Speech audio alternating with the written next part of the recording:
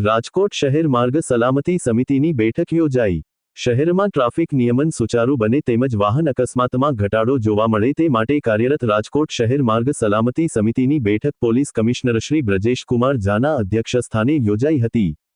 બેઠકમાં traffic signal, દબાણ, ગેરકાયદે highway median gap, helmet, licence ઝુંબેશ વગેરે અંગે આર.ટી.ઓ. તથા પોલીસ વિભાગ દ્વારા કરવામાં આવતી ડ્રાઇવ તેમજ જનજાગૃતિ કાર્યક્રમ અંગે વિસ્તારથી ચર્ચા કરવામાં આવી હતી। ખાસ કરીને દ્વિચક્રી વાહન ચાલકોમાં અકસ્માત જીવલેણ ન બને તે માટે સરકારશ્રી દ્વારા કરવામાં આવેલા આદેશ મુજબ શહેરમાં હેલ્મેટ ફરજિયાત હોવાનું જણાવી આગામી દિવસોમાં હેલ્મેટ ચેકિંગ ડ્રાઇવ પુનઃ શરૂ કરવા પોલીસ કમિશનરશ્રીએ ખાસ સૂચના આપી હતી। આગામી દિવસોમાં તહેવાર પૂર્ણ થયા બાદ તા 8 સપ્ટેમ્બરથી શહેરમાં હેલ્મેટ અંગેની મેગા ડ્રાઇવ શરૂ કરવામાં આવશે તેમ શ્રી બ્રજેશ કુમારે નિર્દેશ આપ્યો હતો।